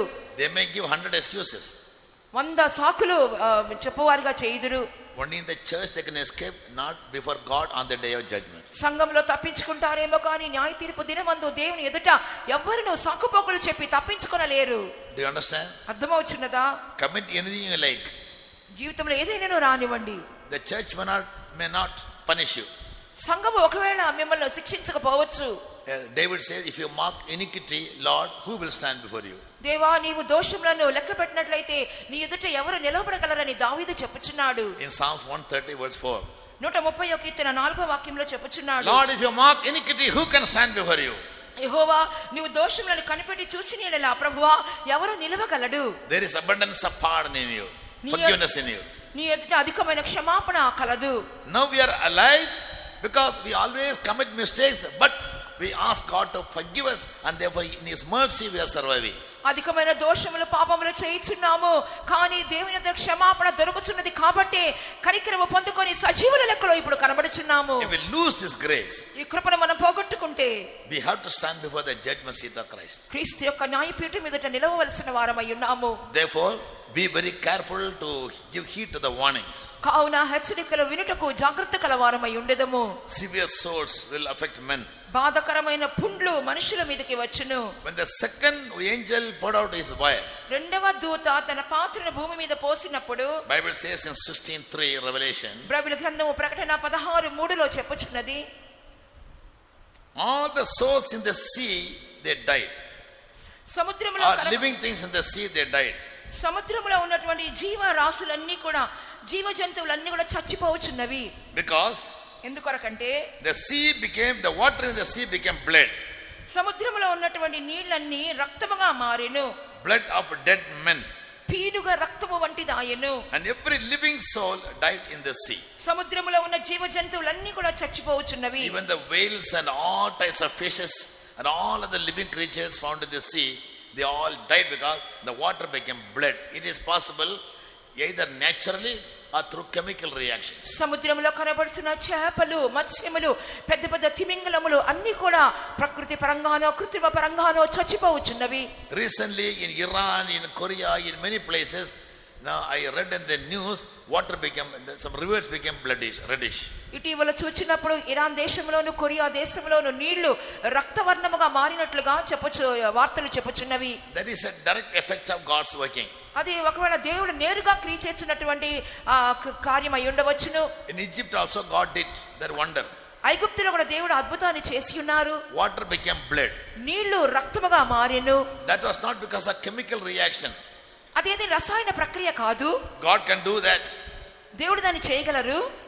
Just to bring destruction to all the animals in the sea. Because scientists say 75% of food products are provided to the earth from the sea. శాస్త్రవేత్తలు చెప్పుచున్నారు, ఆహార పదార్థముల 75% ఆహారము మనకు సముద్రములో నుండి లభిస్తున్నది అని చెప్పి విజ్ఞానవేత్తలు చెప్పుచున్నారు. If all the living things in the sea are dead, మరి సముద్రంలోని జీవ జంతువులన్నీ కూడా చచ్చిపోతే it will brought a great famine in the world. ప్రపంచములో దానికి మూలముగా గొప్ప క్షామం కలుగును. So not only the living creatures in the sea will die, but human beings on the earth also will have to die. సముద్రములో ఉన్న జీవరాశులు మాత్రమే కాకుండా భూమి మీద ఉన్నటువంటి మనుషులు కూడా చనిపోవుదురు. That is the second thing that happens when the second angel pour out his vial. రెండవ దూత దాని యొక్క పాత్రను భూమి మీద కుమ్మరించినప్పుడు జరిగే రెండవ సంభవం అదై ఉన్నది. When the third angel pour out his vial, మరి మూడవ దూత తన పాత్రను కుమ్మరించినప్పుడు rivers and springs become blood. నదులు జలధారులు రక్తవర్ణమాయెను. Because it is poured upon the wicked people of the earth. ఎందుకంటే భూమి మీద ఉన్న దుష్టుల మీద అది కుమ్మరించబడెను. When everything becomes blood, the rivers and the springs become blood. ఎప్పుడైతే నదుల్లోని నీళ్లు జలధారల్లోని నీళ్లు రక్తముగా మారుచున్నదో, man will be compelled to drink only blood because no water is available. మానవుడు తప్పకుండా రక్తాన్ని తాగాలి, ఎందుకంటే నీళ్లు వారికి లభించట్లేదు. Why God allows them to drink the blood? ఎందుకు ఆ రక్తాన్ని త్రాగునట్లుగా దేవుడు అనుమతించుచున్నారు? Because they shed the blood of many righteous people. అనేక మంది నీతిమంతుల రక్తాన్ని వారు చిందించినందువల్లనే All the martyrs of the first 3.5 years were killed by these wicked men. మొదటి 3.5 సంవత్సర శ్రమల కాలంలోని జనులు హతసాక్షులైన రక్తమును వీరే కదా చిందించి ఉన్నారు. And therefore God as a judgment sends blood as their drinking subject. అందువల్ల దేవుడు తన న్యాయ తీర్పు విధించుచున్న విధముగా త్రాగుటకు రక్తాన్ని దేవుడు వారికి ఇచ్చి ఉన్నారు. And the third angel poured out his vial upon the rivers and the fountains of the water. They became blood. And I heard the angel of the water say, "Thou art righteous, O Lord, which art, which was, and which shall be. Because thou was judged thus. For they have shed the blood of saints and prophets, and thou was given them blood to drink now." మూడవ దూత తన పాత్రను నదులలోను జలధారలను కుమ్మరింపగా అది రక్తమాయెను.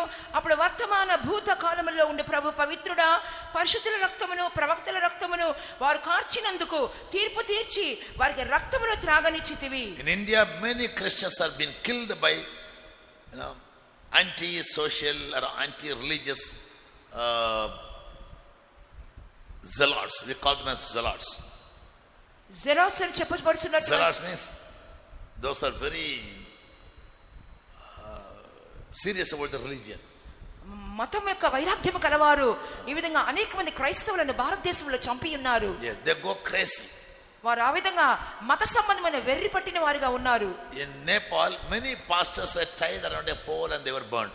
నేపాల్లో అనేక మంది పాస్టర్లు స్తంభానికి కట్టబడి సజీవ దహనం చేయబడి ఉన్నారు. In UP, some pastors are caught and they are flayed alive. యూపీలో అనేక కొంతమంది పాస్టర్లు పట్టబడి వాళ్ళు జీవంతోనే చర్మము ఒలిచివేయబడి ఉన్నారు. In Orissa, one pastor was caught. We had a very huge build. ఒరిస్సాలో ఒక పాస్టర్ పట్టబడి ఉన్నారు. మంచి ఉన్నతమైన దేహము గలవాడై ఉన్నాడు. I saw his photograph lying in an hospital. అతని యొక్క ఫోటో నేను చూసి ఉన్నాను. Every 2 inches there was a cut. As we cut fish to fry, మనం చేపలు వేపుకున్నప్పుడు ఇలాగ మధ్యలో కొన్ని ఘాట్లు పెడతాము కదా, అలాగ నేను శరీరంలో ప్రతి 2 ఇంచుల మధ్యలో ఒక ఘాటు పెట్టినట్టుగా కోసి ఉన్నారు. But they never killed him. అయితే అతను చంపలేదు. Right from the hands and body up to the feet. 2 inches. Every 2 inches there is a cut. భుజాల మొదలుకొని శరీరం అంతా క్రింద వరకు కూడా ప్రతి 2 అంగుళాలకి ఒక ఘాటు ఒక కోత పెట్టి ఉన్నారు. When he was on his bed, he was tied with chains so that he cannot move. అతను అటు ఇటు కదలకుండా నిమిత్తము పెద్ద సంకెళ్ళతో అతని కట్టి ఉన్నారు. So these people, they think that we have done something very great. వీళ్ళందరూ కూడా ఏదో గొప్ప కార్యం చేశామని చెప్పి అనుకుంటున్నవారు. Answer for them is given in 16:4 and 5. వాళ్ళకి ఉన్నటువంటి జవాబు 16వ అధ్యాయం యొక్క 4-5 వాక్యములై ఉన్నవి. Whoever has shed the blood of righteous men, అటువంటి నీతిమంతుల రక్తాన్ని ఎవరైతే చిందించి ఉన్నారో, on the day of judgment God will make them to drink their same blood. న్యాయ తీర్పు దినమందు అదే రక్తాన్ని వాళ్ళు త్రాగునట్లుగా దేవుడు చేసేదరు. And Bible says they deserve it. They are worthy of it. Bible గ్రంథం చెప్పుచున్నది అలా త్రాగుటకు వారు పాత్రులు, వాళ్ళ యోగ్యులై ఉన్నారు. Our God is a righteous God. మన దేవుడు నీతిగల దేవుడై ఉన్నారు. Though temporarily we saints might go through certain problems, తాత్కాలికంగా పరిశుద్ధులైన మనము కొన్ని శ్రమల గుండా వెళ్ళుచున్నాను. now eternally God will never allow them. నిత్యములో దేవుడు ఇటువంటి ఏమి కూడా అనుమతించరు. Revelation 14 verse 20 reads, ప్రకటన గ్రంథం 14వ అధ్యాయం యొక్క 20వ వాక్యం చెప్పుచున్నది. and the winepress was trodden without the city, and blood came out of the winepress even unto the horse bridles by the space of 1,600 furlongs. ఆ ద్రాక్షల తొట్టి పట్టణమునకు వెలుపల త్రొక్కబడిను. 100 కోసుల దూరము గుర్రముల కళ్ళెము మట్టుకు ద్రాక్షల తొట్టిలో నుండి రక్తము ప్రవహించెను. The scientists in United Nations say, ఆ యొక్క ప్రస్తుతమైనటువంటి శాస్త్రవేత్తలు ఈ విధంగా చెప్పుచున్నారు, when there will be a solar tsunami, ఎప్పుడైతే సౌర tsunami వచ్చునో it will burn the whole earth in 2030. 2030 డిగ్రీల ఉష్ణోగ్రతతో భూమి అంతటిని అతని దహింప చేయును. Our Prime Minister says in 2029 2029వ సంవత్సరం అందు whole India will come under the rule of one man. There will be one nation and one election. భారతదేశం అంతా కూడా ఒకే ప్రపంచ పాలకుల కిందకు వచ్చును, ఒకే ప్రపంచ వ్యవస్థ, ఒకే ఎన్నికలు జరుగునని చెప్పుచున్నాడు. Hear the news, study the news.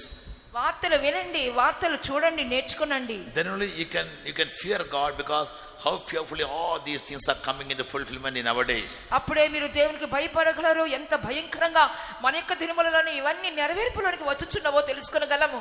Yes, so India is going to face great problems in the coming days. ఈ విధంగా భారతదేశము రాబో దినములలో భయానకమైన కార్యములను ఎదురు చూడనై ఉన్నది. వాళ్ళందరూ కూడా క్రైస్తవులకు విరోధంగా లేవబోచున్నారు. Christians may have to go through a very terrible time. క్రైస్తవులైన వారు అతి క్లిష్టమైనటువంటి పరిస్థితుల గుండా వెళ్ళవలసిన వారై ఉన్నారు. Only one group of people are given a guarantee to save themselves. అయితే ఒక గుంపు వారు ఖచ్చితంగా తమను తాము రక్షించుకొనగలరు. Who are they? వారెవరు? Tell me. Only one group of people are given a guarantee that they'll escape. Who are they? తప్పించుకోగల ఏకైక గుంపు వారు ఖచ్చితంగా తప్పించుకోగలుగుతారు. వారు ఎవరై ఉన్నారు? Those who call upon the name of the Lord. I remember children 1000 times. 1000 సార్లు చెప్పుంటాను, యెహోవా నామమున మొర్రపెట్టు వారు మాత్రమే రక్షింపబడుదురు. That is more grieving than the grievous souls. ఈ యొక్క బాధకరమైన పుండ్ల కంటే ఈ విషయమే చాలా బాధకరంగా ఉంది. The true pastor's problem now is నిజమైన పాస్టర్ల యొక్క సమస్య ఏంటంటే ఈ దినాల్లో they are in a time of tribulation. By whom? Believers. వాళ్ళే విశ్వాసుల మూలంగా ఒక శ్రమల కాలం గుండా వెళుచున్నారు. పాస్టర్మార్కుల న్యాయతీర్పు ఎన్నది? పాస్టర్లకు వచ్చే న్యాయ తీర్పు ఏమై ఉన్నది? కూడకర ఊழியக்காரలు విశ్వాసులు, కూడినటువంటి విశ్వాసులు సేవకులే. சங்கு பட்டு முடியா பிரசங்கம் பண்ணாலும் தலையில ஒரு மண்ணாங்கட்டி ஏறாது. అంత గంటల సేపు ప్రసంగం చేసిన తలకాయలో ఒక్క ముక్క కూడా ఎక్కట్లేదు. Yes, one theologian once wrote, when the souls come, ఒకసారి ఒక ఆ పుండు వచ్చినట్లయితే daily read Revelation 16 chapter 3 once and meditate. కనీసం ఒకసారి అయిన ప్రకటన గ్రంథము 16వ అధ్యాయంలో మీరు చదివి ధ్యానించండి. In 16th chapter, the judgment when all the 7 vials will be poured out is mentioned very clearly. ప్రకటన గ్రంథం 16వ అధ్యాయంలో 7 పాత్రలు కుమ్మరించబడినప్పుడు జరుగుతున్నటువంటి 7 న్యాయ తీర్పుల గురించి మొత్తం రాయబడి ఉంది. Bible says people will curse God. Who is the cause of all these things? దేవుడే దీనికి కారణం అని చెప్పి ఆ దినములో జనులు దేవుని దూషించెదరు. Your life now itself when small sickness has come, you are cursing God. మీ జీవితంలోనే చిన్నటువంటి సమస్యలు వచ్చినప్పుడు మీరు దేవుని దూషించడం లేదా? I am a good believer. I was giving tithe for everything. I am here for 30 years. Why this sickness? Why this problem? Are you not cursing God? నేను మంచి విశ్వాసిని, నేను 10 సంవత్సరాలుగా ఉన్నాను, నాకెందుకు ఈ వ్యాధులు, నాకెందుకు ఈ సమస్యలు అని చెప్పి మీరు అనుకున్నట్టు లేదా? Yes. Why? ఎందుకొరకు? If you live a good life, a righteous life, even if God permits certain trials, he'll make a way out. Bible guarantees. మీరు ఒక నీతిగల జీవితం చేసినట్లయితే దేవుడు ఒక శోధన అనుమతించినా దాన్ని తప్పించుకునే మార్గాన్ని కూడా దేవుని కలుగచేస్తారని వాక్యం చెప్పుచున్నది. Any temptation that God sends in a life, he'll make a way out. ఈ దేవుడు అనుమతించే నీ జీవితంలో ఏ శోధన అయినా సరే ఒక తప్పించుకునే మార్గాన్ని కూడా దేవుడు కలుగచేస్తారు. On the contrary, మరోపక్షంగా చూసినప్పుడు when you go through certain problems because of your own failures or own faults, own crime, you will have to suffer. మీ సొంత తప్పిదములు, మీ సొంత పాపములు, అపజయముల మూలంగా మీరు శోధనల గుండా వెళ్ళినట్లయితే తప్పకుండా మీరు దాన్ని ఆ శ్రమను అనుభవించవలేను. Yet God has made a provision. If you call upon God with the true repentance and utmost humility, you can save your life. అయినప్పటికీ దానికి కూడా దేవుడు ఒక పరిష్కారం పెట్టి ఉన్నారు. మిక్కిలి తగ్గింపులో దేవుని నామమును మీరు మొరపెట్టినట్లయితే దాని నుండి కూడా దేవుడు మిమ్మల్ని తప్పించగలరు. So when we study about all the judgments that are going to come very soon, అతి త్వరలో సంభవించిన ఈ న్యాయ తీర్పులన్నిటి గురించి మనం తెలుసుకుంటున్నప్పుడు one thing always keep in mind, when we call upon the name of God, there is a possibility for you to have mercy and deliverance. ఒక కార్యాన్ని ఎల్లప్పుడు జ్ఞాపకం అందించుకోనండి. యెహోవా నామమును మీరు మొరపెట్టినప్పుడు తప్పకుండా విడుదలయు పరిష్కారమును మీకు జరుగును. So be faithful in prayers and don't simply mime when you pray. When our people come to prayer, అదా call upon God అని చెప్పేది అర్థం అదా? ప్రార్థనలో నమ్మకంగా ఉండడం దేవుని తట్టు చూసి మొరపెట్టుట అంటే ఊరికినే పెదవులు కదుపుట మాత్రమే కాదు. In Egypt, when the children of Israel, they cried and called upon God. ఐగుప్తులో ఇశ్రాయేలు జనులను చూచినప్పుడు వారు మహా ఎలుగెత్తి దేవునికి మొరపెట్టినట్లుగా చూస్తున్నాము. In Gethsemane, when Jesus prayed, he cried aloud. గెత్సెమనీలో యేసు ప్రార్థన చేసినప్పుడు మహా రోదనముతో ప్రార్థించి He was ఉన్నారు. the son of God. ఆయన దేవుని కుమారుడై ఉన్నారు. ஆமா, நீங்க இந்த குரங்கு குட்டி மாதிரி வாவி ஓடிருந்தா என்ன ஜெபம் வரும்? அதான் ஜெபம். మీరు కోతి పిల్లలాగా మూతి అటు ఇటు ఆడిస్తే కాదు, ప్రార్థన కాదు. அது என்ன சொன்னாலும் எங்க ஆட்கள் புல்லட் ப்ரூஃப் போட்டுக்கறாங்க. Bulletproof head, bulletproof chest. ఏది చెప్పినా సరే బుల్లెట్ ప్రూఫ్ వేసుకుంటున్నారు. ఆ గుండెల మీద ఆ మైమరు తొలగించుకొనిచున్నారు. என்ன సీరియసా past పేసినాலும் I don't worry, our head has been bullet proof. ఎంత heart is bullet proof. It won't penetrate. ఎంత తీవ్రంగా పాస్టర్ గారు చెప్తున్నా కూడా మా మెదడులో ఒక్కడు కూడా ప్రవేశించకుండా బుల్లెట్ ప్రూఫ్ హెల్మెట్లను మైమోర్లను తొలగించుకున్నామని చెప్పి ఉంటున్నారు. I may be firing and they'll be making merry. నేను ఆ విధంగా కాలుస్తూనే ఉంటాను, వాళ్ళు సంతోషిస్తా ఉంటున్నారు. Your bullet will not penetrate into our heart because our heart is bulletproof. మీ బుల్లెట్లేమి మా గుండెల్లోకి ప్రవేశింపవు. మా గుండెలకు మేము బుల్లెట్ ప్రూఫ్ మైమోర్లను వేసుకుని ఉన్నాము. Biblical language is hardness of heart. దాని బైబిల్ భాషలో చెప్పాలంటే హృదయ కాఠిన్యము. Whatever you speak, నువ్వేమన్నా చెప్పుకో, for them it is just a knowledge. అది ఊరికినే ఇది ఒక తెలివికి సంబంధించినది Tell మాత్రమే. me, just a tale, just a story. అది ఏదో ఒక కథ లాగా కనబడుచున్నది. காக்காவா? కథ. சரி, காக்காவா குருவியோ அப்படி நினைச்சிட்டு இருக்கிறாங்க நம்ம ஆட்கள். இது அந்த இடி விடும் போது தான் தெரியும், ஐயோ அந்த மனுஷன் கத்திக்கிட்டுமா இப்பமோ ఒక ఊరుమో ఒక ఊరుమో ఒక పిడుగో పడినప్పుడే తెలుస్తుంది, అయ్యో ఈ మనుషుడు ఇంతకాలం ఇలా కేకలు వేసి చెప్పి ఉన్నాడే. I think that we must start crying in advance. మనము ముందుగానే ఇవన్నీ జరుగుటకు ముందుగానే మనం దేవుని చూసి మొర్ర పెట్టి కేకలు వేయవలెను. Psychologists say it's not to fall in a ditch and then try to be rescued. See the danger and avoid it. మనస్తత్వ శాస్త్రం ఏం చెప్తుందంటే గుండెలో పడిన తర్వాత నువ్వు తప్పించుకున్నట్టు కాదు గాని ముందుగానే దాన్ని చూసి తప్పించుకునవలెను. அந்த நேரத்துல விழுந்து தப்பிக்கிறதுக்காக அழுறதை விட இப்பமே அழுதுட்டா அந்த న్యాయతీర్పు పోయి న్యాయ తీర్పులో పడిన తర్వాత తప్పించుకుంటూ ప్రార్థించడం కాకుండా అది జరుగుటకు ముందుగానే దాన్ని తప్పించుకునే నిమిత్తం ప్రార్థించేవలెను. God must enlighten the understanding of all our believers and workers of the last days. దేవుడు అంచు దినములోని విశ్వాసుల సేవకులకు మనోనేత్రములు వెలిగింప చేయబడవలెను. Judgment will begin in the house of God. It will begin in your life and my life. న్యాయ తీర్పు దేవుని ఇంటిలో ప్రారంభించబడును, మీ జీవితంలో నా జీవితంలోనే ప్రారంభించబడును. Even if we live like Lazarus, a beggar, being full of sores in the body, you can go to heaven. దరిద్రుడైన లాజరు వలె శరీరం అంతా పుండ్లతో మనం జీవించినప్పటికీ మనం మరణించినప్పుడు పరలోకములకు వెళ్ళుదుము. On the material side you may appear to be a beggar. అటు side అటువైపు చూసినప్పుడు ఒక భిక్షగాని వలె నువ్వు కనబడవచ్చును. The society side, dogs may be your friends. Dogs may be your friends. సామాజికంగా చూసినప్పుడు కుక్కలే నీకు స్నేహితులుగా ఉండవచ్చును. And physically full of sores. శరీరంలో చూసినప్పుడు నిండా కురుపులతో బాధించబడవచ్చును. Materially, not even the crumbs that fall from the table is given to you. వస్తు రూపంగా చూసినప్పుడు బల్ల కింద పడిన రొట్టె ముక్కలు కూడా నీకు దొరకకుండా పోవచ్చును. In spite of that, if you live righteously, the angels will come and carry you to heaven. వీటన్నిటి మధ్యలో నీతిగల జీవితం చేసినట్లయితే దేవదూతలు వచ్చి నిన్ను కొనిపోవుదురు. So the church must never go after material, physical or literal things. అందువల్ల సంఘం అనేది భౌతికపరమైన శరీర ప్రకారమైన వస్తు రూపమైనటువంటి కార్యముల వెంట వెళ్ళకూడదు. They must start calling upon the name of God, crying, the one who is able to deliver us. Otherwise our life is going to be in a very big disaster. That God may help us all to come out of it. Come, let's praise God. విడుదల చేయనటువంటి యెహోవా నామమున ప్రార్థన చేయవలెను, లేనట్లయితే నాశనం అయిపోతాము. దీని నుండి తప్పించుకొనుటకు ప్రభు మనకి సహాయం చేయనట్లుగా మనందరం చేరి దేవుని స్తోత్రించుదాము. Praise the Lord, praise the Lord, praise the Lord. God may give us all a spirit of crying. దేవుడు మనందరికి కూడా కన్నీరు విడిచే ఒక ఆత్మను దయచేయవలెను. In Ezekiel 7 chapter read, God will go and seal all those children of Israel who will sigh and cry in the sight of God. యెహెజ్కేలు 9వ అధ్యాయంలో చదువుచున్నాము, ఎవరైతే దేవుని యొక్క సన్నిధానంలో మూలుగుచు ప్రలాపిస్తారో వారి నొసట ముద్ర వేయమని చెప్పి దేవుడు సెలవిచ్చుచున్నారు. They are going to be sealed to be protected from this judgment. ఈ యొక్క న్యాయ తీర్పు నుండి కాపాడబడ నిమిత్తము వారు ముద్రించబడుచున్నారు. Spiritually in our life, if we cry and sigh in the presence of God from now on, God can protect us from the coming great judgment. For the hope he has given us, come, let's praise God. ఆత్మీయ జీవితంలో కూడా రాబోతున్న న్యాయ తీర్పులు తప్పించుకునే నిమిత్తము మనం ఇప్పటి నుండే మూలుగుటకును ప్రలాపించి ఏడ్చుటకును ప్రారంభించవలెను. దేవుడు మనకు అనుగ్రహించిన నిరీక్షణ కొరకై మన దేవుని స్తోత్రించుదాము.